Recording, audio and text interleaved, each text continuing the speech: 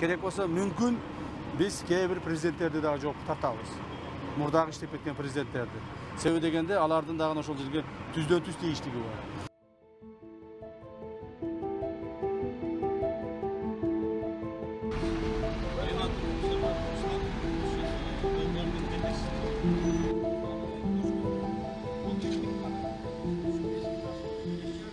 Ал жерде көптөгөн мурдагы премьер-министрлери бар, спикерлери бар, депутаттар бар, мамлекеттик чоң кызмат иштегендери бар.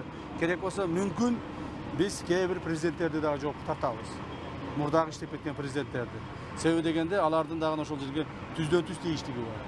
Ошол Кумтөр кенини акыркы 25 жылдан бери талап тоноп, ошонун тегерегинде интригаларды уюштурушуп, ошонун тегерегинде ошол биздин мамлекеттик чиновниктер марионетка болуп калгандыгын элибиз журтубуз баары көрдү.